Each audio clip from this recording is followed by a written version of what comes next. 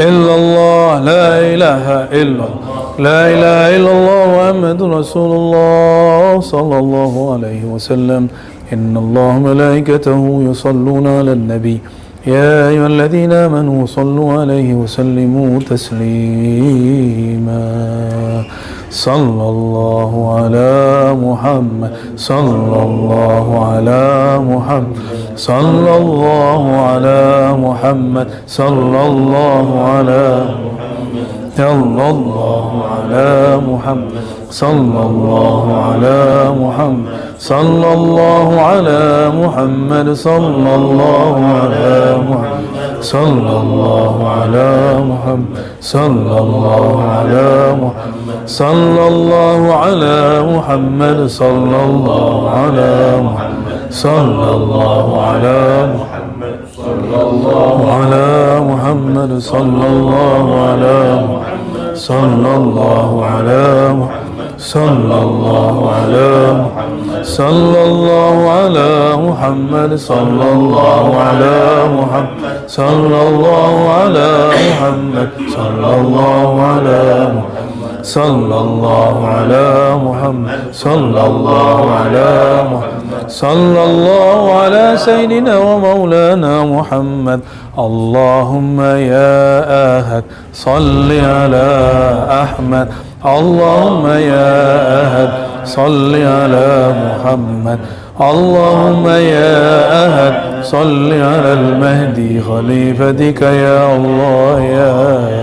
أحد اللهم يا أحد صل على أحمد اللهم يا أحد صل على محمد اللهم يا أحد صل على المهدي خليفتك يا الله يا اللهم يا أحد صل على أحمد اللهم يا أحد صل على محمد اللهم يا أحد صل على المهدي خليفتك يا الله يا اللهم صل وسلم وبارك على سيدنا محمد النور الذاتي وسر الساري في جميع الأسماء والصفات والذات والآل وصحبه وبارك وسلم اللهم صل وسلم وبارك على سيدنا محمد طب القلوب ودوائها وعافية الأبدان وشفائها ونور الأبصار وضيائها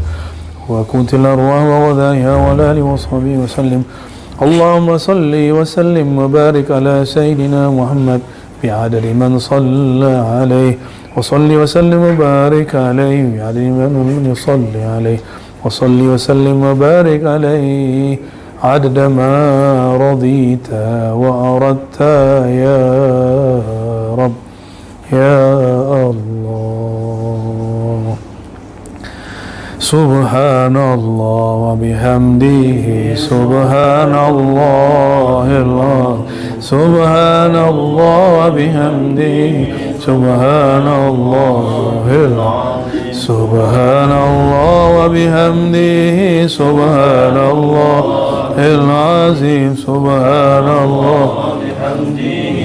سبحان الله وبحمده سبحان الله العظيم سبحان الله وبحمده سبحان الله العظيم سبحان الله وبحمده سبحان الله العظيم سبحان الله وبحمده سبحان الله العظيم سبحان الله وبحمده سبحان الله العظيم سبحان الله وبحمده سبحان الله العظيم سبحان الله وبحمده سبحان الله العظيم سبحان الله وبحمده سبحان الله العظيم سبحان الله وبحمده سبحان الله العظيم سبحان الله وبحمده سبحان الله العظيم سبحان الله وبحمده سبحان الله العظيم سبحان الله وبحمده سبحان الله العظيم سبحان الله وبحمده سبحان الله العظيم Subhanallah wa bihamdihi Subhanallahil azim. Subhanallah wa bihamdihi Subhanallahil azim. Subhanallah wa bihamdihi Subhanallahil azim. Subhanallah wa bihamdihi Subhanallahil azim. Subhanallah wa bihamdihi Subhanallahil azim. Subhanallah bihamdihi Subhanallahil azim. Subhanallah wa bihamdihi Subhanallahil azim. Subhanallah bihamdihi adada khalqihi wa zinata arshihi wa ridha nafsihi wa midada kalimatihi. Subhanallah bihamdihi azim wa la hawla wa la quwwata illa billah. Subhanallah bihamdihi subhanallahil azim wa la hawla wa la quwwata illa billah. Subhanallah bihamdihi subhanallahil azim wa la hawla wa la quwwata illa billah. Subhanallah bihamdihi subhanallahil azim wa la hawla wa la quwwata illa billah. Subhanallahil azim. Subhanallah bihamdihi subhanallahil azim. Astaghfirullahil Fatiha. Bismillah.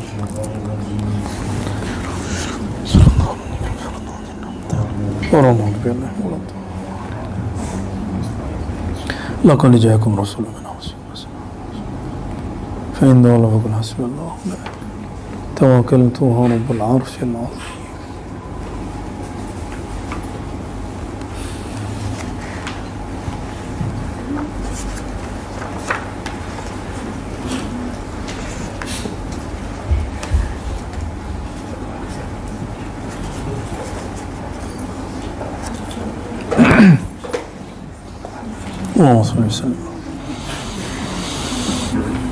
Ya, kita sekarang masuk ke tugas murid di dalam thariqah. Kalau di kitab Al-Inbah halaman 22, Imam Ibn Arabi menyebutkan sekitar 12. Ya, 12. Ini ada beberapa fasal kita loncat. Tidak masalah karena satu fasalnya berdiri sendiri seperti hikam. Jadi seandainya dimajukan, dimundurkan tidak ada masalah. Mari kita bacakan surah Al-Fatihah. Nuhdiha lin Nabi sallallahu alaihi wasallam wa li sadatina al-anbiya wal mursalin wal awliya al-arifin wal ulama al-amilin wa khususan Sayyidi Syekh Muhyiddin Al-Syekh Al-Akbar Ibn Arabi. Al-Fatihah. Bismillahirrahmanirrahim. Ya kena dia nasin ya Rabb.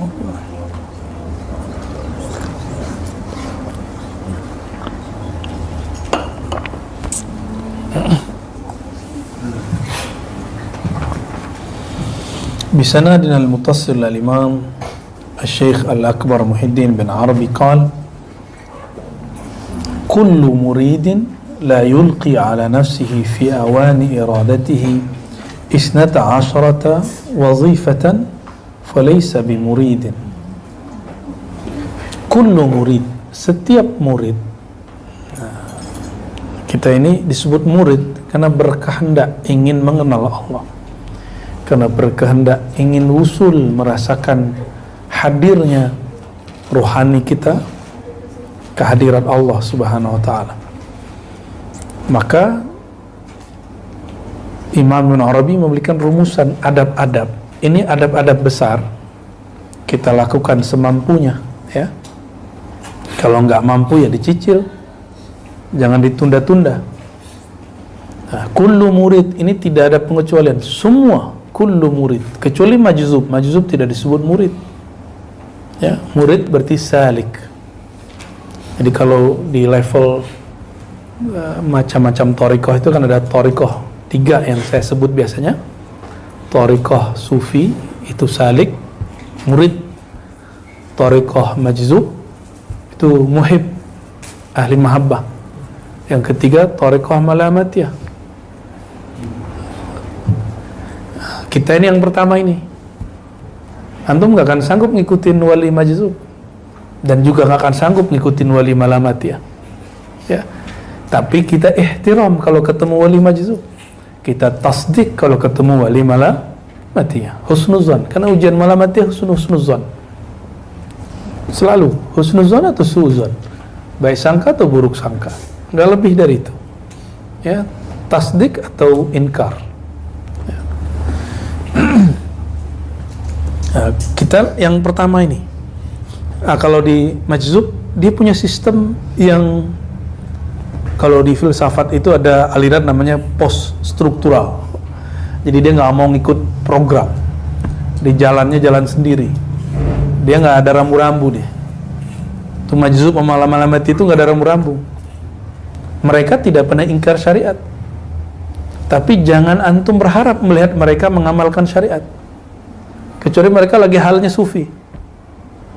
Majzub, orang majzub gimana mau? Majzub kan urfi anhul qalam. Majzub itu ada orang mabuk 70 kali lipat dari majzub, daripada sakr, orang mabuk. Kalau malamatiyah, dia mabuknya disimpan di bagian paling dalam hatinya, aslinya dia mabuk, tapi Allah beri kemampuan kepadanya menahan mabuknya. Itulah Nabi SAW menyisakan sedikit itu, tapi Nabi nggak sampai malamatiyah karena beliau lebih kuat. Maka beliau mengatakan syayyabatni Hudun wa akhwatuha. Hud wa akhwatuha. Ada hadis begitu? Hadis sahih, ada di Bukhari, kesingat saya. Surat Hud dan saudara-saudaranya membuat kepalaku beruban. Apa itu? Diusut-usut, banyak ayat-ayat yang berat. Tapi yang paling berat, wastaqim kama umirta. Hei Muhammad, istaqim, hendaklah engkau teguh supaya nggak mabuk. Ya. Ada sahabat Nabi Hudzaifah, ada Hanzalah. Itu orang-orang ketika kena mabuk itu nggak tahan. Jadi sahabat Nabi itu ada yang nggak tahan. Maka ada beberapa riwayat sahabat Nabi beberapa ayat pingsan. Di zaman Sayyidina Al-Hasan Al-Basri dibacain surat Al-Hadid sampai di ayat alam ya'ni lil ladzina amanu an takhsha'a qulubuhum li dzikrillah, pingsan. Kita nyebutnya fana, gak kuat nahannya. Sayyidina Musa pingsan, benar ya? Sayyidina Musa pingsan. Jadi ini hal yang bergejolak di dalam hati, mau disampaikan nanti ditakfir orang. Nah, itu yang dikatakan Sayyidina Abdullah bin Abbas. Ini ada ayat, kalau aku jelaskan mana ayat ini, la kafartumuni, kalian akan kafirkan aku. Di riwayat lain, la rajamtumuni, kalian akan rajam saya. Ya.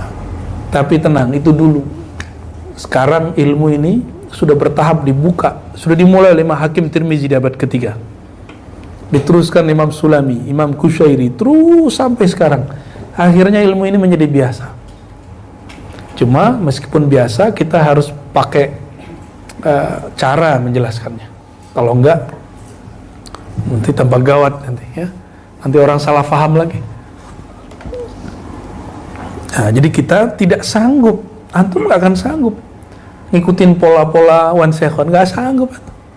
Ya, ikut Bahlul ente ntar.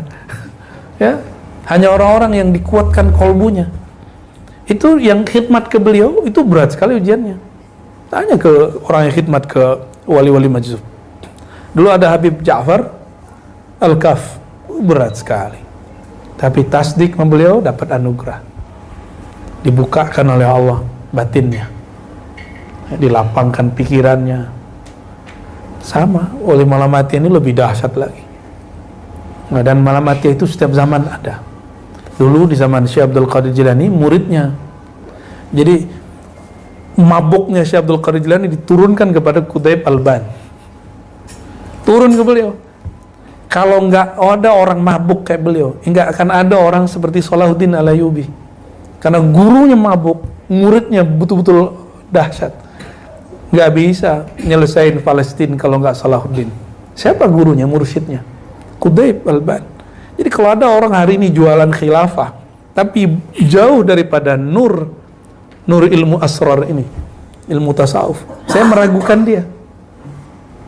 Ya. Salahuddin Al-Ayyubi kemudian mengambil alih Al-Azhar tanpa perang, tanpa darah. Tuh, kalau udah dapat nur kewalian. Padahal sebelum itu Salahuddin Al-Ayyubi masih perang saudara dengan teman-temannya. perang sama ini, perang. Ketemu Qutaib Alban nggak ada, aman.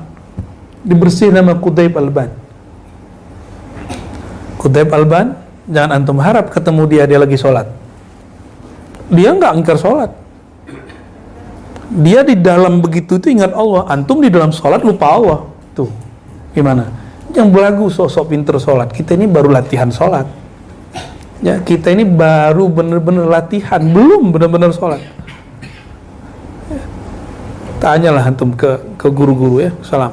Ya, tanya ke kawan-kawan kita, apakah dia bener-bener udah sholat? Kan hakikatus sholat, aqimis sholata li dzikri. Apa benar sudah mendirikan sholat dengan zikrullah? Kan belum. Saya masih meragukan ini. Ya.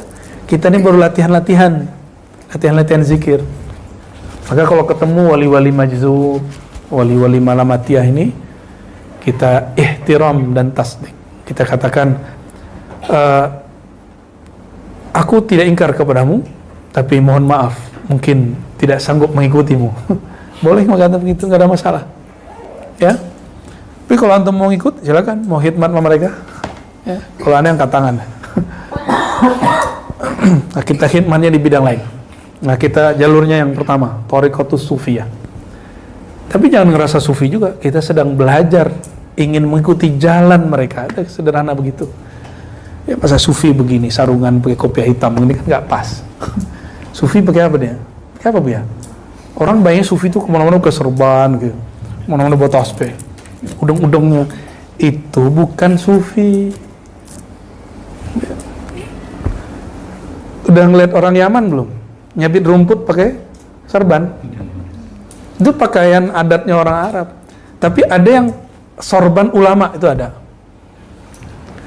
Orang-orang ulama Saudi sebagian berlebihan juga mengatakan bahwa serban itu libasus syuhrah, pakaian syuhrah. Itu berlebihan juga. Ada syekh mereka namanya Utsman Al-Khamis. Ya, ditanya sama orang, gimana hukum pakai serban? Jawab dia, itu libas syuhrah. Libas syuhrah itu gaya-gayaan, beda-beda sama orang. Di hadis Abu Daud itu dimurkai Allah orang pakai libasus syuhrah. Lo nggak boleh ngomong begitu, itu kan pakaian Rasulullah. Kita cukup katakan niat kamu apa pakai serban, gitu aja. Maka saya tidak sepakat dengan fatwa yang mengatakan bahwa pakai serban libasus syuhrah. Ya, pakai aja. Ya, mau pakai kan? Ntar kita suluk pakai kok. Saya suluk nanti full pakai 10 hari. Insyaallah. Ditambah khirqah. Dulu kita cuma pakai khirqah, nggak pakai serban. Tapi sekarang kita akan pakai serban. Insyaallah ya, biar lebih. Karena malaikat itu berserban. Malaikat berserban. Para nabi hampir semua serbanan. Kalau ulama cuma Izzuddin bin Abi Salam yang nggak pakai serban. Kayak kita inilah, pakai kopiah kupluk udah taruh gitu di kepalanya. Ya. Tapi ingat juga, ilmu itu kadarnya bukan berdasarkan tebalnya sorban. Serban itu libas ulama, kita aja udah. Ya. Jadi para sufi yang diturunkan yang paling basic di bawahnya adalah murid. Nah, kita ini kullu muridin la yulqi ala nafsihi fi awani iradatihi. Seorang murid yang tidak yulqi, yang tidak menempatkan dirinya di dalam ranah kemuridannya, iradatihi itu kemuridannya, 12 adab atau tugas wazifah, falaysa bimurid, maka dia belum disebut murid yang shadiq. Dia murid tapi belum shadiq. Shadiq artinya apa shadiq? Terpercaya, yang lurus, yang hakiki. Ya. Di sini nggak ada maksum, nggak ada terpelihara di dosa, nggak ada. Tidak pernah bermaksiat, nggak ada, nggak mungkin, karena selain Nabi pasti bermaksiat. Apa? Ya. Nggak pernah salah, itu nggak ada di sini. Tapi antum coba lihat, ya. Kalimatnya umum sekali. Yang pertama, talabus syekh. Ini nanti bisa kita ringkas ya. Ini kan jadi 12. Tenang, ntar amanah jadi 4. Ya, dirusuh nanti insyaallah. Ini standar Imam Ibn Arabi. Jadi sufi. Baru murid belum sufi. Pertama, talabus syekh wa ihtiramuhu idza wajada. mencari guru dan menghormatinya apabila telah berjumpa. Syekh di sini syekh apa? Syekh mursyid khusus.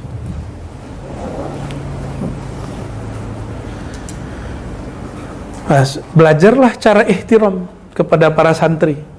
Nah, di sini kan ada beberapa teman antum yang santri, tanya adab santri ke dia. Ya, yang tahu adab tuh santri biasanya. Ya. Yang kedua, mubaya'atuhu lahu 'ala ar-rakha'i wasyiddah. Berbaiat kepadanya. Nanti ini bagian dari rukhsah ini. Berbaiat sumpah setia kepadanya baik dalam senang ataupun susah. Makanya kenapa kita akhirkan baiat itu? Ngaji dulu, terlihat istiqomah ngajinya, baru talqin. Habis talqin dia khalwat, baru terakhir di baiat. Aslinya begitu. Tapi kalau dulu enggak, di depan baiat, kan berat. Nah, sekarang kita buat, setelah musyawarah dengan para masyayikh dan istisyarah juga kepada Allah Subhanahu wa taala, istikharah, nah dapatlah tahapan-tahapan yang kira-kira secara global begitu. Awalnya ngaji, lalu talqin, suluk, syukur-syukur dapat baik. Karena kalau baiat, antum nggak boleh ingkar. Ingkar munafik. Karena termasuk orang yang idza wa'ada akhlafa, dia janji, dia ingkar. Makanya saya jarang sekali terima baiat itu. Kalaupun baiat kita meniatkan bukan dari mewakili diri kita, enggak, tapi mewakili guru-guru kita, gitu. Walaupun saya dapat izin mentalkin dan membaiat sekaligus, ya. Kita kemudian mencoba mengolah gimana biar, karena zaman now ini gak mungkin semua orang siap baiat. Dan belakangan saya lihat Syekh Ali Jum'ah ternyata pandangannya seperti itu. Kata beliau, jangan baiat dulu, talqin aja dulu. Ternyata sama. Ilham itu turun ini kan sama. Nah, karena kita termasuk muhibbin beliau, kita juga dapat isyarat itu. Pas saya lihat videonya, alhamdulillah sama dengan para masyayikh. Ya, kita bersyukur atas isyarat-isyarat dari Allah Subhanahu wa taala. Ya. Yang kedua, wa ayyakuna ala nafsihi la laha. Itu bedanya apa tuh? Kemuridannya ala nafsihi, bukan laha. Apa beda ala nafsihi dan laha? Laha itu yang baik-baik aja. Kalau ala nafsihi, di situ ada pengorbanan. Nah, dia mengorbankan egonya, itu namanya ala nafsihi. Antum coba lihat nih Buya Asfi, Buya Aldomi, Lora Ali, ini egonya luar biasa loh. Ane tahu persis. Tapi bisa ngaji di sini, di Ribat, itu luar biasa. Ini bukan tazkiyah ya. Ya, Allah yang ahakku bitazkiyah. Ya. Gengsinya luar biasa, kita kan seumuran. Ane seumuran sama dia. Beda-beda bulan aja. Paling tua lebih dikit daripada Buya Aldomi kan. Gak jauh beda. Guru sama. Nah, tapi ketika mereka memutuskan, betul kayaknya ini yang wa ayyakuna ala nafsihi la. Jadi nggak terjebak pada rijal, tapi ya al-ihtiram itu bukan biqadar rijal, tapi biqadar al-ilm. Ilmu itu kan suka-suka Allah ngasih. Kadang ngasih ke sini, suka-suka dia. Umurnya lebih tua, lebih muda, nggak ada urusan. Ya. Seperti Imam Bukhari, umurnya baru 17 tahun, kata Al-Hafiz Abu Bakar namanya. Abu Bakar siapa namanya belakang tuh? Al-Harawi Pak Al-Maruzi. Bukhari itu ustazuna. Kalau hafalan kami salah, dia yang benerin. Yang ngomong umurnya 40-50-an. Itu terjadi. Jadi dari setiap masa itu ada orang-orang yang yang seumuran, yang lebih muda, Allah takdirkan lebih tua. Ya. Lihat aja main-mainnya mereka. Apa seumuran dia ada main-main begitu kan? Nggak ada. Lebih tua dari umur. Ya. Misalnya pegang-pegang tasbih kan umur 40, 50 ya kan? Kayak umur dari itu cocok tuh dah. Ya.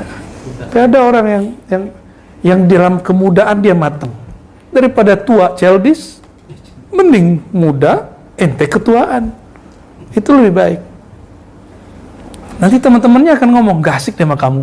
Nah itu mulai berhasil tuh. Sama kamu kok gak asik sih? Ngobrol kok gak nyambung? Kita bingung sendiri kok gak nyambung. Nanti orang-orang yang diberikan anugerah nur oleh Allah, itu dia lebih senang sepi dan dia tidak merasa kesepian. Yang merasa sepi itu orang-orang yang kalbunya gak ada nurnya, gelap. Ramai aja masih sulit. Gimana kalau sendiri? Nah ini ya ala nafsihi ya. Semoga Allah betul-betul bimbing nafsiyah kita ini. Amin ya rabbal alamin ya. Ini Lora Ali. Anda dulu kok ngajar pakai besar diajak mulu sama dia. Padahal murid kita kan. Nah, biasanya kalau murid nggak mau disebut murid, nyebutnya itu kakak kelas saya. Ya. Cuma lihat nanti satu alma mater sama saya yang pernah saya ajar. Dia nggak, nafsiyahnya masih main. Atau saya nih diajar sama kakak kelas. Nafsiyah saya main. Saya nggak bilang dia guru saya. Saya bilang dia apa? Kakak kelasku. Jadi kalau saya tuh main nafsiyah sama kakak kelas yang udah ngajar, saya nyebutnya apa? Itu kakak kelasku. Tapi kalau antum udah beres, wah itu guruku. Beda tuh. Wa ayyabita wa yusbiha wa laysa li ahadin alaihi haqq. Dia bermalam, yabit, ya. Dia masuk ke siang hari atau malam hari, wa laysa li ahadin alaihi haqq. Tidak ada seorang pun yang punya hak atas dirinya. Maksudnya dia nggak ada kezoliman kepada orang, nggak ada barang yang diambil.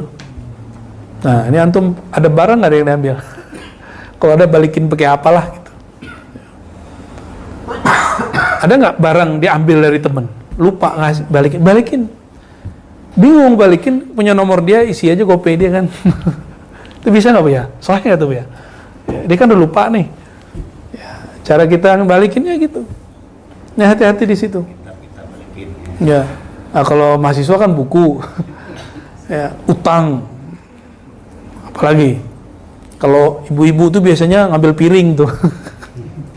Ya, ibu-ibu kan biasanya lagi ini nih piringnya mirip, atau dia senang piringnya diambil itu di mana-mana itu. Ya, bukan hanya di sini, di mana-mana itu. Ya.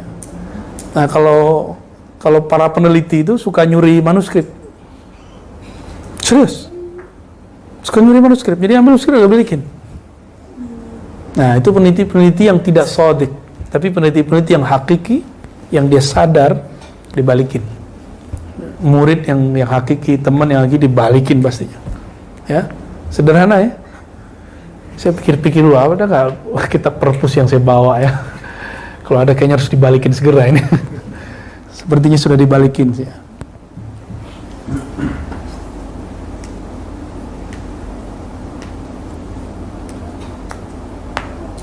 Wa khidmatul ikhwan. Nah, yang nomor 4 ini lazim, tidak bisa ditawar-tawar. Nomor 5, ini usaha. Berkhidmat kepada saudara. Bukan guru dulu, saudara dulu. Teman ngaji. Mulai-mulai ngidangin air tuh. Kalau dia datang mempersilakan, nah, mulai. Kalau ada makanan kita dahuluin dia. Nah, itu namanya khidmatul ikhwan. Kapan orang mau berkhidmat? Kalau dalam dirinya nafsiyahnya sudah beres. Dia menganggap dirinya tidak lebih tinggi dari di sampingnya, baru dia mau khidmat. Kenapa orang kemudian tidak ada masalah khidmat kepada guru? Karena memang guru dianggapnya lebih tinggi. Tapi ada masalah ketika khidmat kepada ikhwan. Kenapa? Dia merasa dirinya lebih tinggi atau setara. Maka antum yang kalau kesini misalnya kotor nih, kalau ngandelin Idris mulu kan kasihan Idris nih. Idris, Panji, mana siapa lagi? Daus ya, Dawami, kasihan. Nanti kalau kapan ada waktu mau bersih-bersih, kabarin mereka, kami bersih-bersih. Mau ikhwan atau akhwatnya, mau khidmat listriknya silakan, mau khidmat apanya silakan. Kita mulai mendahulukan teman. Kalau tempat kita bersih, yang nyaman siapa? Kita semua, teman kita. Nyaman nggak masuk ke tempat, tempatnya bau. Nah, maka dalam salah satu kunci keberhasilan satu surau, zawiyah, ribat, tempat thariqah, tempat zikir, tempat ngaji, masjid, surau adalah tempat bersucinya. Jadi ke depan tuh WC harus bersih, kamar mandi harus bersih. Nanti kita sedang setting yang di BSD itu, insya Allah ya, toiletnya harus betul-betul luks, insya Allah ya. Karena kalau nggak bersih taharah di situ, gimana mau bener zikirnya? Apalagi antum yang syak berulang-ulang. Ntar yang berulang-ulang kabarin tim Dewan Mursyidin kita. Nanti ada terapi. Ada langkah-langkahnya. Kan sudah ada yang berhasil. Ya, ada kan sudah berhasil. Dia nggak syak lagi. Wudu bisa setengah jam. Ya. Orang masuk ke kamar mandi, ke tempat wudu cakep, keluar-keluarnya basah di mana-mana. Ya. Melupakan esensi wudu. Sibuknya di ya, udah nyampe di kaki lah, kayak telinga kurang, naik kaki lagi. Itu tanda-tanda masih belum beres ya. Itu bisa diterapi nanti, ada terapinya. Nah, nanti pola-pola itu akan bertahap kita. Tapi sekarang jangan dulu. Sekarang kami sedang berbenah ya, kita sedang berbenah, sedang mengerjakan apa yang perlu kita kerjakan ya. Jadi khidmatul ikhwan wa bi ayyaral fadla lahum fi khidmatihi in qabiluhu qadiman. Kalimatnya. Bahwasannya dia melihat al-fadla lahum, ada keutamaan pada temannya, sahabatnya, ikhwan. Fi khidmatihi, terutama ketika berkhidmat kepada mereka. In qabiluhu, apalagi jika qabiluhu, mereka menerimanya sebagai khadiman, pelayan. Nah, maka nanti kita ada asas dalam jamaah kita. Jadi jamaah kita sebut ikhwan dan akhwat, ya, bukan ikhwan akhwat versi pergerakan di luar. Ini ikhwan akhwat versi thariqah, ya. Karena istilah ikhwan akhwat yang dimulai oleh Syekh Hasan Al-Banna itu berdasarkan inspirasi thariqat Syaziliyah. Ya, maka kita juga akan menghidupkan kembali. Ternyata Abah Anom qaddasallahu sirrahu, ya, beliau juga menggunakan ikhwan untuk murid-muridnya. Maka ikhwan thariqah, salah satu sebutan kita nanti ada slogan al-ikhwan sama dengan pelayan, ikhwan sama dengan khadim. Itu slogan kita nanti. Silakan nanti dirumuskan Buya ya. Ikhwan itu pelayan. Nah, insyaallah semoga kita berthariqah itu tidak hanya untuk diri, tapi juga untuk masyarakat. Nah, kita mulai nanti insyaallah. Wahajrul aghniya, hajru. Apa arti hajru? Ayyahjura akhahu fawqa thalathi ayyam. Kan itu ada hadisnya. La yahillu li muslimin ayyahjura akhahu fawqa thalathi ayyam. Tidak halal bagi seorang muslim tidak menyapa, tidak nyambangi orang-orang yang aghnia. Aghnia ini super kaya, bukan so kaya. Nah, maka hajrul aghnia berarti menjauhi orang-orang yang sibuk dengan dunia. Ini untuk murid, bukan untuk guru. Kalau guru nanti dikejar sama ahli dunia, tenang aja tuh. Guru itu nggak perlu dideketin.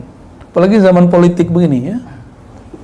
Sudah banyak tuh yang mau datang tuh ya, ke buya-buya gitu, ini banyak yang mau datang. Coba aja lihat kalau mau pilkada, mau pemilu. Kiai-kiai didatangin. Ada yang berharap doa, Ya, ini masih bagus. Ada yang berharap si kiai ngajak jamaahnya, itu yang kurang ajar nih. Ente politisi kurang ajar tuh ya. Kalau ada yang begitu tolak. Tapi kalau dia minta doa, orang minta doa boleh nggak? Nggak apa-apa ya. Wa suhbatul fuqara. Nah, kalau untuk murid, mulailah suhbah. Sohbet kalau bahasa Turki mungkin berarti pengajaran. Tapi kalau sohbah itu bersahabat. Fuqara orang-orang yang sederhana. Saya tidak sebut miskin, orang sederhana. Fuqara hakiki bukan yang miskin secara ekonomi. Fuqara hakiki al-muqtasid, orang yang sederhana. Ya. Dia berkendaraan, dia pakai baju bagus, tapi kehidupan dia sederhana. Ya. Itu fuqara. Antum al-fuqara'u ilallah. Kalian itu fuqara kepada Allah. Hakikatul faqr, kata Imam Surawardi, bukan kamu lusuh, bukan kamu kemudian pakaianmu jelek, bukan. Bukan kamu tidak ada kerjaan, bukan. Hakikatul faqr itu ketika hati bergantung kepada Allah Subhanahu wa ta'ala. Gimana? Hatinya sudah bergantung belum? Ya. Nah, kalau di Malamatiyah lain, di Majzub lain. Majzub Malamatiyah, itu antum kayak mungkin ujiannya dibalik. Ini kan murid. Kalau di Malamatiyah bukan hajrul aghnia, deketin, perotin kalau bisa. Karena itu cara tarbiyah mereka kepada aghnia. Seperti Sidi Ali Al-Khawas ditemui oleh Imam Sya'rani, apa yang dijadiin? Itu semua kitabmu, asetmu, satu kitab itu sama dengan sekian emas. Suruh bakar, suruh jual. Jual, duitnya bagi-bagi. Bagi ke siapa? Kepada fuqara. Fuqara itu muridnya Ali Al-Khawas semua, baginya ke dia, mereka juga. Karena Sidi Syekh Ali Al-Khawas termasuk wali Malamatiyah. Enggak disebut di sananya Khidriyah. Di kitabnya disebut Khidriyah. Karena beliau mengatakan akhadtu an Al-Khidr alaihissalam mubashar. Aku ngambil langsung dari Sayyidina Al-Khidr. Jadi kalau di Thariqah Sufi ini gini modelnya. Nah, kalau di Majzub dan Malamatiyah dibalik. Maka jangan disamakan. Jangan disamakan. Antum melihat Wan Sekhon pakai baju tentara lalu pro dengan salah satu calon presiden kemarin. Nah, itu kan kebalikan ini. Jadi jangan disamakan. Nggak boleh disamakan. Dan kita nggak boleh suzon dengan beliau ketika beliau begitu. Ya. Wal mubadaratu wal imtithal lima ya'murunahu bihi min aghradihim. Ya, himnya kepada fuqara. Bersegera, mubadarah wal imtithal, dan segera melakukan, mewujudkan apa yang mereka ajak, yang mereka perintahkan, min aghradihim, dari keperluan mereka. Nah, fuqara ini inspirasinya adalah ahlus suffah. Ahlus suffah itu mereka dulu makannya sama Rasulullah. Dan yang paling parah itu bukan hanya ahlus suffah yang jadi sulit masa itu. Di masa perang Khandaq, sebelum perang Khandaq itu Madinah sempat diboikot. Akhirnya hampir semua rumah kelaparan, kecuali 1-2 rumah yang menyimpan gandum. Antum bisa bayangkan, ini ada orang 1000 mau perang, belum makan. Tiba-tiba ada satu keluarga di Madinah mengatakan, ya Rasulullah, istriku masak, ternyata ada simpanan gandum, ada beberapa daging. Lalu apa kata Rasulullah? Oke, sudah selesai sama istrimu, oke, jangan sentuh. Nah, ini syarat dari Rasulullah SAW. Jangan sentuh sama sekali.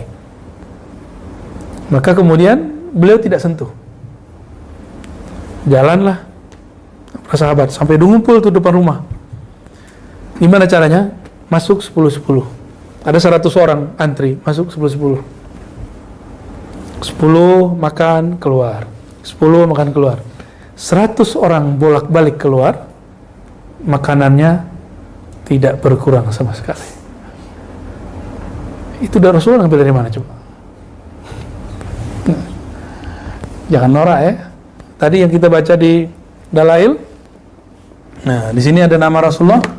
Allahumma shalli wa sallim mubarik ala sayyidina Muhammad sahibi miftahil jannah. Ada. Ya Allah, sampaikan salam kepada Rasulullah, pemegang kunci surga. Loh, kalau beliau memegang kunci surga gimana? Ya. Lahum ma yasha'una fiha wa ladaina mazid. Apa yang mereka mau kami kasih, mau nambah kami kasih. Itu. Tapi Rasulullah SAW tidak boleh melakukan itu setiap hari, karena itu melanggar sunnatullah. Dia boleh hanya melakukan ketika genting. Ya. Coba Nabi kalau tiap hari gitu gimana? Disembah orang nggak? Ngelewatin Nabi Isa. Ya. Karena semua sifat Allah terpancar pada diri Nabi Muhammad SAW. Nabi Isa cuma menampilkan sifat hayat. Disembah orang. Gimana Nabi Muhammad SAW? Tapi kita nggak akan pernah nyembah Nabi Isa, nggak akan pernah nyembah Nabi Muhammad SAW. Tapi antum nggak sah nyembah Allah kecuali melalui Nabi Muhammad SAW. Ya, clear ya? Jadi benar nggak Ar-Razi mengatakan menyembah Nabi Isa boleh? Enggak boleh lah. Siapa yang bilang boleh nyembah Nabi Isa? Tapi ente sujud di depan Ka'bah. Ka'bah lebih mulia dari Nabi Isa atau Nabi Isa lebih mulia dari Ka'bah? Lebih mulia Nabi atau batu bata? Atau Hajar Aswad?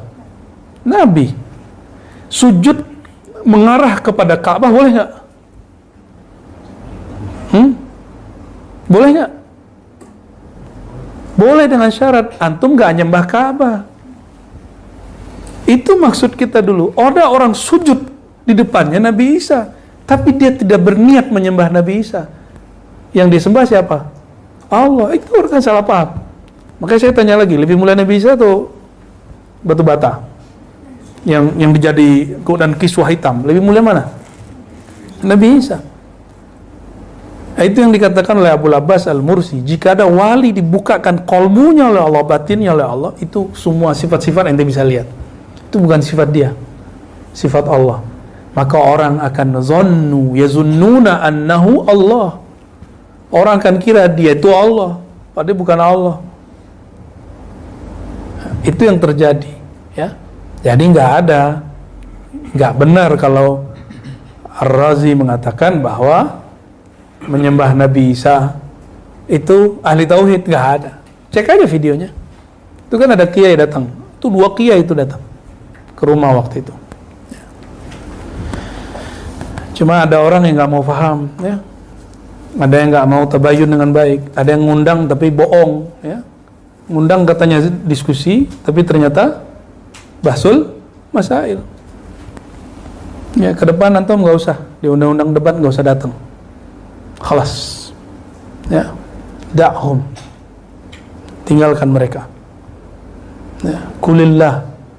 Ya, katakan saja Allah, kita zikir dan ngaji aja banyak-banyak, ya. Kalau mereka nggak mau mayungin kita nggak butuh payung kita Allah, ya kan? Ya kan? Sederhana tuh. Yang memayungi kita Allah. Sejak kapan organisasi tarekat gunanya untuk nyalain orang? Siapa yang ngasih mandat mereka? Apa majelis-majelis kumpulan ulama itu gunanya untuk nyalain orang atau bimbing orang? Yang benar kan bimbing orang. Jangan salah jalan gitu aja. Maka kita nggak senang dengan cara-cara seperti itu. Ya, ke depan kita tetap istiqamah insyaallah dalam aqidah Ahlussunnah, bermazhab Syafi'i dan bertariqah yang sahihah yang muttasilah ila sayyidina Nabi sallallahu alaihi wasallam, imma ruhiyan atau imma sanadan, ya, baik secara ruhiyah ataupun secara sanad, insyaallah. Wastidamatu dzikr. Nah, nyambung. Mudawamah, istidamah itu berusaha untuk mendawamkan zikir. Namanya udah dawam kan? Udah dawam, tidurnya masih dawam nih. Gimana cara istidamah? Jadi kalimatnya bukan dawamul zikir, tapi istidamatul zikir, berusaha mendawamkan zikir. Karena dawam zikir cuma dia doang yang punya nama nih. Ya, nggak mungkin kita. Wa muhasabat wa muraqabatul qalb. Nah, orang kalau sudah zikir, dan tetap ngaji, berma'rifat, lama-lama berbuah zikir dan ilmunya, disebut dengan muraqabah. Zikir tanpa nyebut, itu namanya muraqabah. Paling basic itu cukup ingat nama, disebut wukuf qalbi atau wukuf mutlak atau muraqabatul wukuf. Nanti naik, ada rasa bersama, nanti ada rasa kemana aja ngelihat dia, itu namanya muraqabah. Ainama tuwallu fasamma wajhullah, disebut muraqabah ainiyah pakai hamzah. Muraqabah itu banyak, di kitab tuh belum lengkap, ulama kita nyebutin sebagian aja karena ini capek nulisnya banyak. Akhirnya oleh masyayikh kita ditulis 7, 14 berapa, itu nggak ada ujungnya. Ada muraqabah Nur Muhammad, nggak ada kan di kitab? Ada sebenarnya, cuma nggak ditulis namanya muraqabah Nur Muhammad, disebutnya cuma Robitoh. Robitoh belum, ujungnya Robitoh, namanya muraqabah Nur Sayyidina Muhammad. So, kemana aja mandang kayak ngeliat Nur Sallallahu Alaihi Wasallam. Ada lagi merasa kemana aja pergi kayak diperhatiin sama guru. Nah, itu muraqabatul syekh namanya. Hakikat Robitoh itu, tujuan Robitoh semuanya ke sana. Ada namanya muraqabatul Quran. Kemana aja kebayang Quran, pengen baca Quran. Jadi antum kalau lagi sampai hal itu pegangannya Quran aja. Nah di sini juga ada banyak makomat. Ada yang baca Quran 2 jam nggak nangis, tapi kuat. Ada yang sehari semalam kuat. Ada yang cuma Bismillah doang udah nangis. Ya. Ada yang cuma baca Fatihah doang sudah nggak sanggup lagi melanjutkan. Jadi dalam muraqabatul Quran itu ada hal-hal lagi. Banyak sekali. Ya. Ada muraqabah apa lagi? Kalau Huwiyah itu udah mabuk tertuh. Itu ke Allahnya. Ini masih muraqabah standar Huwiyah. Tapi standarnya udah tinggi banget ini. Ya. Kalau Huwiyah sudah babnya sudah kesana-sana udah. Ada muraqabah namanya muraqabah sunnah. Kayaknya pengen ngamalin sunnah aja. Nanti ada yang akan ngalamin itu. Dan itu tidak mungkin kalau nggak ngaji hadis. Jadi zikir riyadhah dengan riyadhah dan ngaji itu satu kesatuan. Kita satuin. Karena ada yang tidak bisa diibaratkan oleh apapun kecuali dengan ngaji. Ya. Ada orang yang muraqabatul wudu, pengen wudu terus. Wudunya masih ada, mau sholat, wudu lagi. Tapi wudunya nggak kayak tadi setengah jam, bukan. Itu namanya was-was tuh, walhan namanya. Ya. Ada muraqabatul sholat, waduh kemana-mana aja. Di perasaan dia kayak sholat, tidur aja sholat. Orang normal kalau tidur mimpi sholat berarti dia belum sholat. Kalau dia emang nafasnya berasa dia kayak masih lagi sujud, rasa itu dibawa keluar. Nah nanti dibagi-bagi, ada yang bab takbir, ada yang bab Fatihah, ada yang bab ruku, ada sujud, itu yang dirasakan. Jadi muraqabah itu banyak sekali. Nah, sekarang di sini dikerucutkan satu, muraqabatul qalb. Muraqabah qalbiyah. Karena semua muraqabah tadi terminalnya di mana? Di qalbu. Ya. Nah, qalbu kalau sudah karam fana sang qalbu ini dalam salah satu sir nama Allah, barulah dia masuk kepada bab huwiyah. Huwiyah itu adalah awal dari fana'ul abdi fi sirri rububiyyatillahi tabaraka wa ta'ala. Awalnya. Makanya kalimat awal di kul huwallahu itu pakai hu. Kul hu. Nah, itu hu itu adalah fana'nya. Jadi bagi orang-orang ahli zikir, ahli ma'rifat, ahli haqa'iq, ayat ini spesial. Makanya sepertiga Quran di situ. Ya. Tapi ada yang nolak tuh, ya. Kualat dia sekarang. Nolak dia, penafsiran ayat ini tuh berkembang terus, ya. Wa muhasabatun nafsi nomor 11. Muhasabatun nafsi alal khatarat, ya. Ini tariqahnya Al-Imam Al-Muhasibi, ya. Beliau ini dia muhasabah nafas. Ini bisa nafas, bisa nafsi. Ya. Kalau kita artikan nafsi ke jiwa. Bahasa kerennya Lora? Introspeksi, kayaknya ribet banget ya. Kita nggak usah pakai bahasa gitu deh ya. Ya. Menimbang-nimbang, menghitung-hitung kelemahan diri alal khatarat, ketika terjadi bisikan-bisikan, lintasan. Khatarat jamak dari khatara, artinya lintasan, lintasan rohani, lintasan batin, lintasan pikiran. Hati-hati itu. Lintasan akal bisa benar, bisa salah. Benarnya jika ada dalil. Lintasan nafs pasti salah. Lintasan kolbu sawab.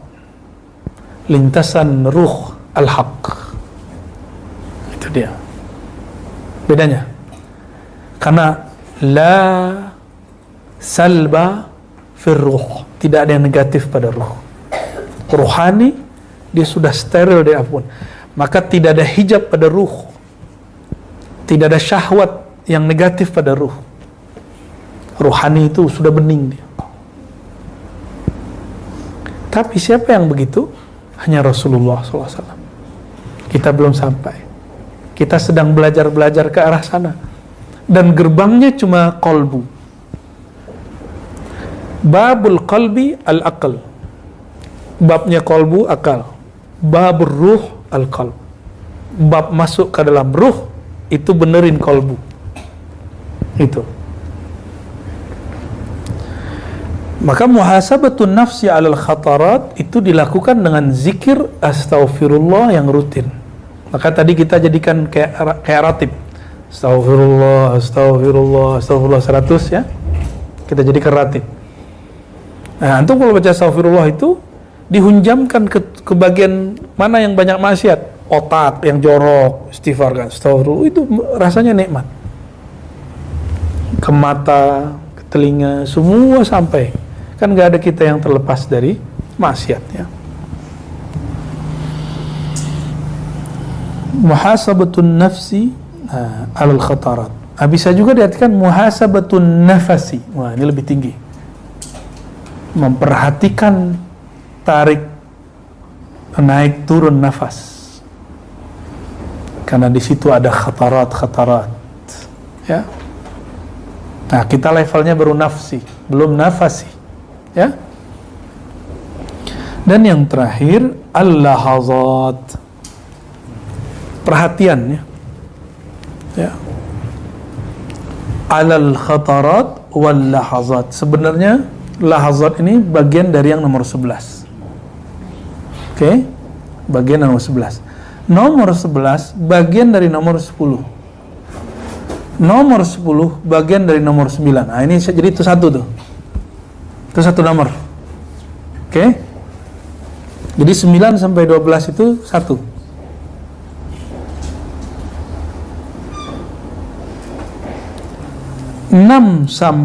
Lima sampai 8 itu satu. Karena dia amal sosial. Khidmatul ikhwan, hajrul aghniya, subatul fuqara, mubadharah lima yamuruna bihi min aghradihim, itu amal sosial. Nah, itu boleh disebut adab ijtimai, adab bersosial, adab bermasyarakat, adab sesama murid. Selama ini itu belajar adab ke guru. Kapan belajar adab sesama murid? Nah, nanti saya request ke Buya Aldomi, kalau ada waktu bacakan di Tanwirul Qulub tentang adab ma'al ikhwan, ya.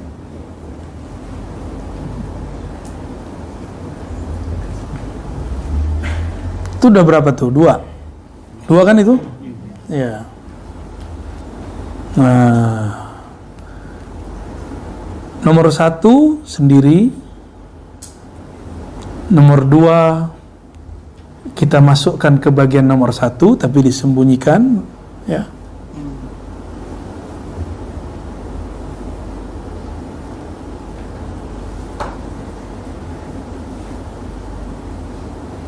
Termasuk nomor 3 itu bagian adab kepada guru itu. Nah, nomor 4 sendiri boleh diartikan salamatuz zahir wal batin, ya. Jadi tidak punya hutang lahir dan batin. Nomor itu jadi 4 nggak? Benar nggak? Tuh jadi 4. Alhamdulillah. Jadi mudah kan? Jadi kalau 12 panjang bener. Ya. Jadi kalau diringkas, cari guru, hormati dia, ikutin. Nah, baiat nanti terserah beliau. Ya. Dahulukan beliau, bukan diri kita. Ya, nomor 3 masuk ke situ. Nah, yang nomor 4 di situ jadi nomor 2. Ayyabita yusbih wa laysa li ahadin alaihi haq. Jadi dia tidak punya hutang zahir dan batin kepada manusia. Ya. Baru yang ketiga, amal sosial, terutama ibda biman ta'ul, ya sesama teman ikhwan dulu. Yang ketiga baru masuk ke kolbu. Jadi puncak keempatnya masuk kepada bab kolbu. Benar nggak? Keempatnya baru kolbu. Fa in waffa al-muridu bihadhihi al-wazaifi falyubashshar bi khairin. Kalau sang murid sudah mengerjakan 12 yang kemudian dibagi 3 jadi 4 itu, maka falyubashshar bi khairin. Maka berikanlah dia kabar gembira bahwa dia sudah melakukan hal yang baik. Wa illam yafi falyanzur li nafsihi kaifa yusallihuha. Kalau belum, berusahalah, ya. Insyaallah ini masih dalam sisi manusiawi.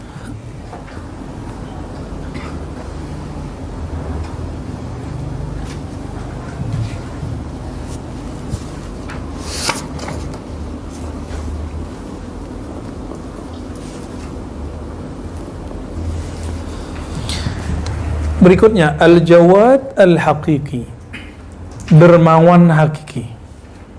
Siapakah yang disebut orang pemurah, suka berbagi? Selain yang dimaksud berbagi itu suka berbagi duit, berbagi makanan, berbagi apapun. Laisal jawad man jada bimalihi lil fuqara. Ini yang antum yang suka memberi orang. Ini coba lihat. Kita itu belum seberapa berdermawan dibandingkan siapa? Tidaklah yang disebut dermawan itu orang yang berbagi hartanya kepada fakir miskin. Innamal jawad man jada binafsi ala ilm wa man lakaha iya. Al-jawad itu orang yang dermawan untuk dirinya. Gimana? Agar memberikan ilmu untuk dirinya. Wa man lakaha iya. Lalu mengamalkannya sehingga ilmu itu menjadi miliknya. Ini level 1, harus ditambahin, kan belum ditambahin di sini. Ya, wasani, ilmu itu dapatnya dari siapa? Muallim. Jadi antum memberi hak kepada diri untuk dapat ilmu, itu baru dermawan hakiki. Dan mungkin nggak begitu kalau nggak ada guru. Maka aksarun nas jadan atau ajwadul jawad, ya. Orang yang paling jawad itu guru yang memasukkan ilmu itu ke dalam qalbu antum. Dia itu lebih pemurah, lebih dermawan daripada orang kaya manapun. Karena dia ngaji bertahun-tahun, dia kholwat bertahun-tahun, dia zikir bertahun-tahun, khidmat ke gurunya bertahun-tahun, berkorban dalam perjuangan thariqahnya, zikirnya, ahlus sunnahnya bertahun-tahun. Terus dia berbagi dan gratis. Ya kan? Nah, orang-orang seperti ini antum harus kemudian ta'zimi. Dialah orang yang dermawan hakiki. Jadi kalau membantu pergerakan mereka, jangan hitung-hitungan. Saya udah bantu sekian, ya, biasa aja, ya. Karena dia adalah orang yang dermawan hakiki. Dan dia bisa begitu kenapa? Karena gurunya. Gurunya kenapa? Karena Rasulullah SAW aksarun nas, ya, yang paling jawad. Rasulullah itu kalau sudah dapat, keluarnya seperti angin. Jadi rumah itu kan ada pintunya. Dalam ilmu juga begitu. Terus kenapa ada orang hari ini pelit-pelit sama ilmu? Ya, belum level ente. Lah tunggu dulu. Gak semua orang bisa digituin. Ada orang bisa digituin. Ya. Ada masanya tahapan kita ngajar satu basic tuh orang pemula. Tapi kalau sudah begini zamannya, tinggal buka kitab, semua orang kan jadi basic. Nanti masalahnya adalah bahasa yang sama dari guru, tinggal penangkapannya yang beda. Jadi nggak usah kemudian kita tahan-tahan. Maka bagi saya kunu rabbaniyin. Kalau di Quran itu kan ada begitu ya. Robbani, siapakah Robbani? Jadilah kalian Robbani. Robbani itu orang yang mengajarkan yang kecil seperti yang besar. Talqin itu kecil. Kecil nggak? Tapi banyak yang minat loh. Ya. Tapi bagi kita, sebelum orang dapat talqin, ajarkan yang lebih basic dari talqin. Ilmu tentang si talqinnya. Nah, makanya kita nggak terima langsung talqin, mohon maaf ya. Teman-teman, para masyayikh, para asatis kita di sini tidak dididik untuk ngejar target talqin, itu nggak ada ya, kita nggak ada. Jadi siapa yang orang disebut jawad? Orang-orang yang menyediakan waktu untuk dirinya. Ngapain? Agar dirinya menyantap ilmu. Jadi antum yang nggak ngaji itu orang paling pelit. Nah, saya dapat ilmu karena guru. Maka kalau saya disebut dermawan karena mengaji untuk diri saya sendiri, guru saya kira-kira gimana? Guru dari gurunya gimana? Rasulullah gimana? Sallallahu alaihi wasallam. Ya. Min ilalil murid an-nafsiyah, kullu murid raja'a ila sabab ba'da qat'ihi fali'illatin fi nafsihi wa kullu 'arifin baqiya ma qat'il asbab wa lam yarja' ilaiha fali'illatin fi nafsihi wa kullu 'alimin billah yataghayyar 'alayhi haluhu wa yaqa'u lahu at-tamayyuz 'indahu bayna iqamati al-haqq lahu fi sabab wa iqamatihi lahu fi tarkihi fali'illatin fi nafsihi. Salah semua ini. Faman arada yanjuwa min hadhihi al-'ilal falyasbah fi bahril azal wal yaqta' sadamatil amal wal yakun ala akhiril ajal. Ngeri kali makomnya Imam Ibn Arabi ini ya. Ini coba lihat level. Jadi setiap level dari hamba Allah itu ada masalah tersimpan dalam dirinya. Nah, masalah itu disebut illah. Illah itu kalau dalam ilmu hadis sesuatu yang kelihatan zahirnya sahih, tapi ketika dicek ada waham di dalamnya. Ya. Benar gitu Lor Ali? Ya, sahih ya. Nah, illah dalam ilmu kerohanian juga sama. Murid raja'a ila sabab. Murid itu terhijabnya penyakit batin dia ketika dia kembali mengandalkan asbab. Apa asbab yang paling parah? Dia merasa dirinya berwirid.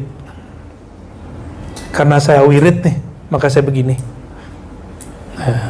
Karena saya punya tirakat nih, maka saya begini.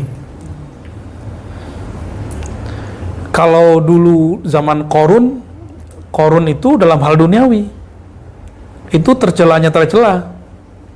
Apa kata Korun? Saya bisa begini karena usaha saya. Padahal didoain Nabi Musa, dia lupa sama kekuatan doa. Nah, sang murid juga sama. Saya bisa merasakan kehebatan ini, kedahsyatan zikir ini, itu karena saya suka bergadang tiap malam. Tuh, mulai ada rasa-rasa begitu, hati-hati ya. Gimana cara ngobatinnya? Ngobatinnya cuma satu, ngaji aja. Terus lama-lama dia hilang sendiri. Ya. Wa kullu arif, ada juga orang yang sudah sampai derajat murad, arif. Udah murad nih. Dia udah kenal. Ternyata dalam istilah Ibn Arabi, arif dan alim lebih tinggi alim. Tapi di atas alim ada lagi. Jadi bagi dia murid, arif, alim, di atasnya ini yang kamil. Tapi dia nggak sebut istilahnya. Kita aja kasih istilah. Al-Kamil, ya. Boleh nggak ngasih istilah ya? Boleh-boleh aja lah ya. Kan tugas kita di akhir zaman ini ngasih bab, ngasih fasal, menjelaskan mana yang sudah dulu dijelaskan, memudahkan mana yang dulu dianggap sulit, membagi-bagi mana yang berserakan, meringkas mana yang panjang, kan tugas kita itu. Ya. Kalau nggak dikasih istilahnya, ntar antum bingung. Istilah apa tuh ya? Istilah nggak jelas itu ya. Jadi yang pertama murid ini bergantung pada asbab. Kalau orang awam lebih gila lagi. Dia sehat karena obat. Berobat aja, tapi kan yang nyehatin Allah. Banyak kok yang sudah berobat gak sehat-sehat. Nah. Terus, jangan ada kalimat begini. Nah, ini hati-hati bagi Buya yang khidmat nih. Ini hati-hati buat saya juga. Kalau bukan karena saya nggak rame. Saya terbersit loh di sini. Itu harus dihantam itu. Saya ngomong ke diri saya sendiri ya. Ya. Dulu kita di pesantren dia ngomong begitu. Saya masih ingat sebenarnya ini. Kalau nggak saya ngurus pesantren nih, nggak jalan di pesantren. Kita lagi khidmat tuh. Ada yang ngomong begitu. Nah, itu dia kena. Dia guru, tapi level rohaninya murid. Nah, kalau arif, terjebaknya nanti di apa? Di Jabariyah. Wa kullu arifin baqiya ma'a qat'il asbab wa lam yarja' ilaiha fali'illatin fi nafsi. Setiap arif itu, dia tidak bergantung lagi pada asbab. Nggak ada itu. Akhirnya jadi apa? Fatalis. Ya, jadi fatalis. Loh, kenapa sepi, Bu ya? Kita tawakal aja, ngaji lah. Loh, ternyata nggak ada yang nge-share hari ini ya. Itu contoh. Nge-share itu bagian daripada antum bukan Jabariyah. Gitu, itu contohnya. Ngasih tahu orang gitu. Ya, sakit nih. Saya sudah pasrah kepada Allah. Ya. Padahal penyakitnya masih bisa diobatin. Yang nggak bisa diobatin itu penyakit haram namanya. Pakai H. Penyakit tua. Baru dia ngomong, saya nggak tahu penyakit siapa. Itu orang-orang umur 60-an, 70-an, 80-an tuh udah bisa apa-apain tuh. Umur-umur begini, ngomong begitu ya, salam. Ya. Itu namanya fatalis. Ngerti secara teoritis, tapi nggak bisa menerapkannya. Karena pernah sekali mungkin sembuh tanpa obat. Lalu mempraktekkan ke semua hal. Ruqyah dan doa itu hanya mengobati mindset. Yang menjadi penyebab penyakit itu salah satunya mindset. Tapi dia kan punya cabang. Kalau sudah potong depannya, antum harus cabut. Nyabutnya pakai obat. Jadi mindsetnya dibenerin. Itu gunanya doa dan ruqyah. Jadi kalau ada guru ustadz menyembuhkan dengan ruqyah, itu hanya menyembuhkan mindsetnya. Sedangkan penyakit yang furuk yang di situ di badan dia belum sembuh. Itu sebabnya kalau ada orang kena jamur udah dikasih salep kan sembuh nih hari ini, besok berair lagi kakinya, tangannya, gatal lagi nggak? Kenapa? Dia berhenti ngasih obat. Nah, jadi kita tidak boleh berhenti pada bab ini Jabariyah. Sufi itu Ahlus Sunnah, tidak Jabariyah. Ahlus Sunnah ini jelas, tidak Jabariyah, tidak Qadariyah, tidak fatalisme, tidak juga free will, sok-sok berkuasa. Ya. Di UIN itu kan dulu ada Prof. Harun Nasution.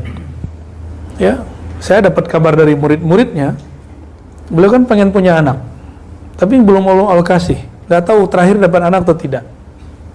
Apa katanya? Keceplosan. Mungkin ini sudah takdir saya. Padahal beliau anti sama takdir.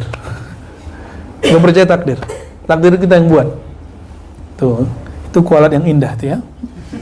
Seorang profesor akhirnya menerima bab takdir. Dan terakhir-terakhir kita dengar beliau dekat dengan Abah Anom. Ada bukunya, dia meneliti tentang TKN Tariqat Qadiriyah wan Naqsyabandiyah. Wa kullu alimin billah. Nah, di atas arif ada level alim.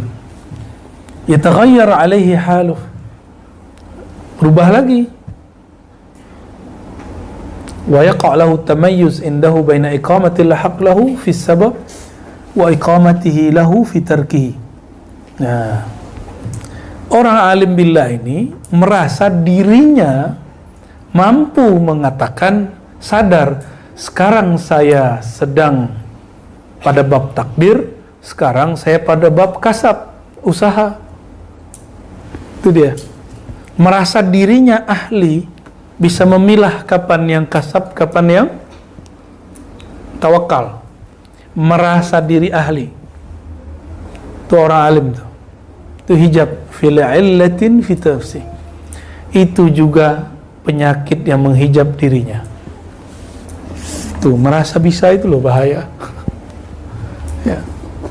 Jadi ketika saya ngomong, kita ini kan Ahlus Sunnah, ini kadang-kadang kita terhijab loh. Ya. Kita ini kan Ahlus Sunnah. Pasti benar, belum tentu juga. Ahlus Sunnahnya benar, antumnya belum tentu benar menerapkan Ahlus Sunnahnya. Ya kan? Kita ini kan thariqat, Syazili, Naqsyabandi. Iya, itu thariqatnya benar, tapi pengamalan antum kan belum tentu benar. Gitu. Faman arada yanjua min hadhihi al-ilal, kalau orang yang kamil, siapa yang ingin sampai kepada kesempurnaan, falyasbah fi bahril azal, maka berenanglah pada lautan ilmu azaliyahnya Allah. Wal yaqta' sadamatil amal, putuslah semua angan-angannya. Wal yakun ala akhiril ajal, serahkan saja kepada waktunya. Nah, ini bukan fatalisme, tapi dia bergerak dengan ilmu azaliyah Allah. Maka orang ini nggak pernah kaget. Apa yang terjadi? Sedihnya sedih manusiawi, tapi di batinnya biasa aja. Bisa nggak begitu? Berusaha. Ya, kan sekarang masih murid dulu. Siapa tahu besok naik jadi arif. Siapa tahu kapan lagi Allah angkat jadi alim billah. Siapa tahu Allah kamilkan. Dan siapa yang dapat menyempurnakan kita? La haula wala, ini rahasia nomor 4. La haula wala quwata illa billah. Siapa yang memahami sir la haula wala quwata illa billah, dia masuk kepada kamil mukammil. Walaupun itu bukan makom dia, tapi misalnya makom gurunya, guru dari gurunya, dia akan diikut sertakan insyaallah. Ya, minimal masuk mindset benernya sedikit udah oke. Saya mau tanya mantu, Allah itu berubah-ubah nggak? Allah berubah-ubah nggak? Yang kenceng dong. Pengetahuan Allah berubah nggak? Tadi kita di rumah, sekarang pindah sini. Apakah Allah berubah pengetahuannya? Antum tadi di rumah dengan di sini? Beneran? Yang berubah itu makhluk. Khalik nggak berubah.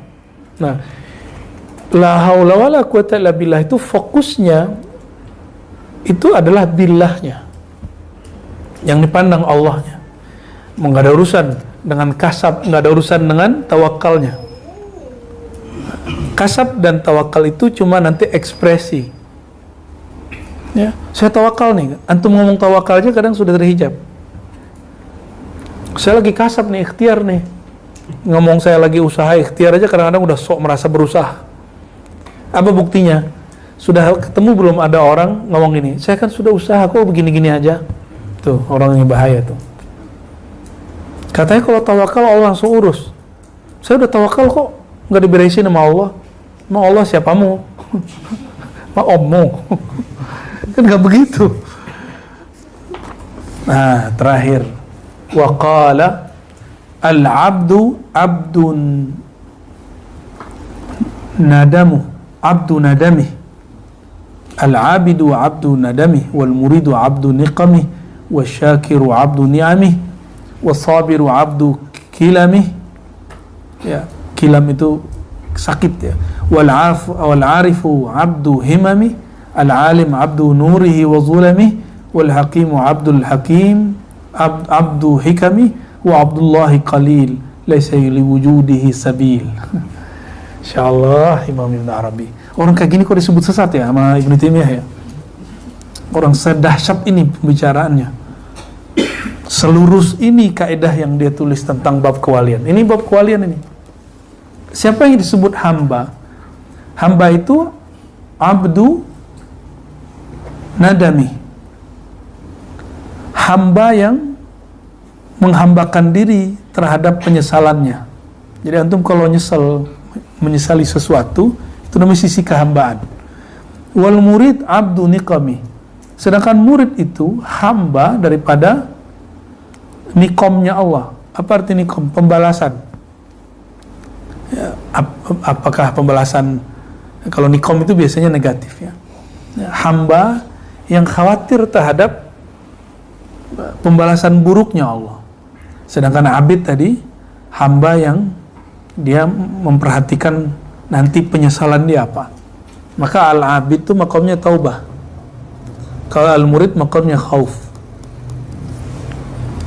Wasyakir abdu ni'ami. Orang bersyukur, tapi syukurnya belum syukurnya Abdullah. Masih syukurun ni'am, belum syukurul mun'im. Dia baru bersyukur nikmat. Jadi kalau nikmat nambah, tambah syukurnya. Belum mensyukuri yang memberi nikmat. Kalau antum sudah mensyukuri yang memberi nikmat, mau sedikit terasa besar. Tapi kalau mensyukuri nikmat besar pun terasa sedikit. Sama orang berkeluarga, berteman.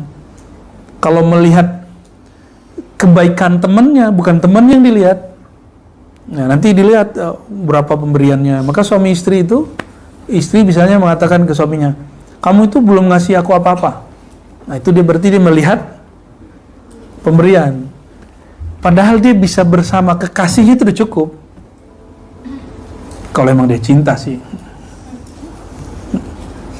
Pernah dengar gak ada orang ngomong gini ketika diajak nikah terus pasangannya takut? Aku belum punya apa-apa, Neng, gitu. Apa kata si Neng? Mas, ya, benar gitu gak? Yang penting sama kamu, walaupun makannya pakai tempe. Yang penting hidup sama kamu, walaupun hidupnya ala kadarnya. Ada orang ngomong begitu? Mungkin kalian ngomong gitu kali ya? Itu kenapa? Nah, dia sudah sampai kepada mencintai zat orang yang dicintai, bukan yang dilihat sakunya, mobilnya, fasilitasnya, popularitasnya. Yang penting bersama dia gitu. Nah, orang-orang yang bersyukur itu, yang berterima kasih itu, kebanyakan mensyukuri nikmat, belum mensyukuri yang memberi nikmat. Nah, punya teman begitu nggak? Kalau nggak ditraktir, ngomongnya nyebelin. Lu mah pelit katanya. Kan sama kayak anak kecil tuh. Anak kecil ketika nggak diberi sama ayahnya, ayahnya bilang, jangan nak, itu nggak bagus buat kamu. Ah, papa jahat. Bapaknya ngelarang sekali, dibilang jahat sama dia. Cuma karena ngomong anak ya dimaafin. Nah, Allah itu lebih sayang kepada kita daripada ayah kepada anaknya. Maka antum udah ngeluh berkali-kali, itu belum dilibas sama Allah kan. Itu kalau Allah mau, habis kita udah ya. Wasabiru abdu kilame. Orang disebut penyabar karena dia menahan kilam, rasa sakit. Ada kalam. Kalau kalam, lisan. Mungkin kilam ini kata-kata yang menyakitkan juga bisa ya. Nah, tapi dalam bahasa Arab kilam itu rasa sakit. Jadi kalau kita berdoa, Allahumma ja'alni minas sabirin, antum siap-siap menerima rasa sakit. Mau? Ini kejadiannya sama nih. Kejadiannya sama. Satu syakir, satu sabir. Satu lagi apa? Arif. Kejadiannya hampir sama. Tapi yang satu bersyukur, yang satu kemudian berdoa, ya Allah, jadikan aku orang yang bersabar. Dia nangis karena gak kuat sabar. Jadi dia doa aja udah kayak kesakitan. Paham maksudnya? Jangan minta jadi orang yang sabirin aja. Allah menyebut dirinya bukan sabirin, tapi sabur. Tapi karena kebanyakan orang, dia terjebak di situ, Allah masih bersamai. Itu baiknya Allah tuh. Makanya ayatnya innallaha ma'as sabirin. Baiknya Allah sama kita tuh. Ya ditemenin sama Allah. Antum yang merasa kesakitan, maka lihatlah orang-orang yang kesakitan, pasti dia nyebut nama Allah dengan semua bahasanya dan semua nama Tuhannya. Ya enggak? Kalau lagi di atas pesawat tuh turbulen, semua nama Tuhan keluar.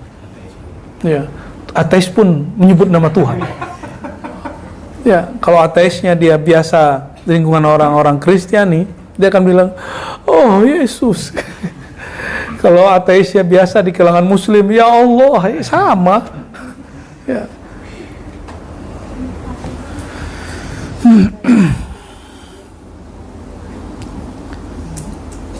Yang berikutnya adalah arif. Arif ini abdu himami. Dia hamba dari himamnya, keinginan-keinginannya. Itu himam. Ingin makom ini, ingin makom itu. Makanya belum dikasih makomnya kepada si arif ini. Kenapa? Karena dia bersyahwat terhadap makomat. Ya. Al-alim abdu nurihi wa zulmi. Lain dengan alim. Alim ini hamba cahaya dan gelapnya. Maka ujian orang alim itu hujjah kesolehan dan kehinaan maksiat yang bergelimang pada diri orang yang dicurigai wali. Ini wali nih, kayak Qutb Alban. Dibilang wali, loh kok kita sholat dia nggak sholat? Dia malah orang kecil berdiri di depan masjid. Ya. Bilang wali, orang istinja dia nggak istinja. Itu kejadiannya, ya kan? Wal alim abdu nurihi wa zulami. Nah, cahayanya orang alim itu hujjah dalil dia. Kegelapan itu ketidaktahuan kepada dalil. Nah, nur itu juga berarti amal soleh. Zulumat, kegelapan juga berarti lawannya amal soleh apa? Sayyiatul amal, amal buruk, perbuatan yang buruk. Nah, ini hijabnya orang alim. Maka di sini banyak orang tidak menemukan al-kutub. Banyak orang-orang ilmuwan sulit menemukan al-kutub karena menurut dia semua membenturkan dengan dalil-dalil akli dan dalil naklinya. Coba antum bayangkan, sang hakim, sang qadhi menyaksikan Qutb Alban buang air kecil berdiri di depan masjid, orang lagi mau sholat. Dari takbir sampai assalamualaikum dia pikiran murah sama Qutb Alban. Berarti sholatnya paling khusyuk hari itu. Ya, khusyuk karena kusut memikirkan Qutb. Pernah nggak kakinya diinjak sama orang? Ada yang pengen softnya nyambung, tapi dari awal takbir sampai assalamualaikum antum cuma kepikiran kaki. Ya, itu ujian ya. Ujian ketemu orang begitu. Jadi kalau begitu udah biarin aja. Dia karena sedang mengamalkan ilmunya. Antum yang sudah ngerti gitu nggak usah kesel. Geli, aduh, jangan, biarin aja.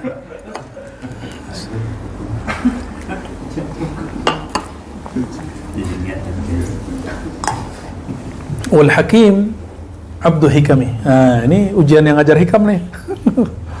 Yang udah ngajar kita tasawuf di sini. Al hakim, orang yang bijaksana, hamba dari ibarat-ibarat bijaksana. Maka dia memandang orang yang hebat itu yang bisa mengungkapkan ibarat yang indah-indah. Dikira itu yang wali tinggi. Belum tentu juga. Ya. Yang utuh menjadi hamba Allah itu qalil. Wa abdullahi qalil. Laisa liwujudihi sabil. Enggak ada jalan jadi hamba Allah kecuali Allah sendiri yang memilih si hamba. Jadi sekarang lihat aja kita nih yang mana nih? Ya. Ya. Kayaknya nggak ada semua ya, Lora Ali ya. Terus kok ada orang jadi panitia kebenaran tuh gimana ceritanya tuh ya? Merasa dirinya paling benar, dia adalah gawang Ahlus Sunnah, dia adalah dewan yang bisa meluruskan para mursyid, ya salah. Ya. Yang bisa meluruskan, mengawasi semua torikot-torikot. Loh dia siapa? Siapa yang ngasih mandat dia? Rasulullah. Nggak ada. Kita kalau ngikutin kitab ini, kita nggak bisa. Ya. Laisa liwujudihi sabil. Jadi teman-teman, ketika ada antum nanti yang dapat tugas-tugas kerohanian, tugas-tugas torikoh, nggak boleh GR, biasa aja. Ya, biasa aja kita. Kita ini abdun. Semoga kita jadi Abdullah. Itu aja harapannya. Ya. Kebetulan tugasnya lagi jadi alim, nggak apa-apa. Yang penting kita Abdullah. Tapi siapa yang memberikan keabdullahan itu? Hanya Allah yang tahu. Oleh karenanya, fala yadda'iya ahadun annahu fi hadzal maqam.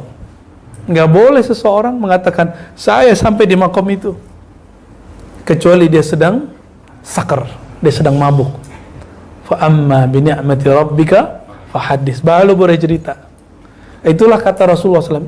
Jadi ketika Rasulullah disebut Subhanalladzi asra bi 'abdihi, itu sudah paling tinggi. Minimal katakan, ya Rabb, aku belum sanggup menjadi mutlak sebagai abduka, ya Rabb, ya Allah. Tapi ya Allah, fashhad, saksikan ya Allah, aku mencintai sang Abdullah, baginda Rasulullah sallallahu alaihi wasallam. Itu yang kita kemudian katakan. Kenapa? Al-mar'u ma'a man ahabba. Orang itu akan dikumpulkan bersama yang dia cinta. Jadi laisa li wujudi sabil. Hatta Ibn Arabi mengatakan dirinya enggak sampai di maqam itu. Hatta Syekh Abdul Qadir Jilani mengatakan ana lastu minhum. Abdul Hasan Sajili mengatakan la lastu minhum. Tapi mereka mengatakan sepakat, kami mencintai orang yang engkau sebut Abdullah ya Rabb. Ya. Maka kita juga katakan, ya Allah, walaupun kami tidak layak menjadi pecinta beliau, tapi kami berusaha mencintai beliau. Ya.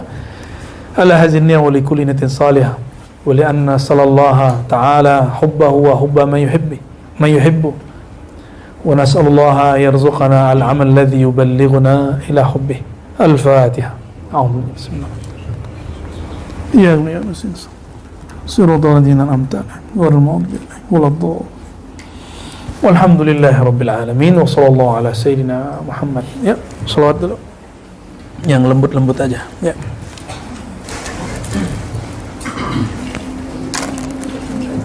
Allahumma shalli wa sallim wa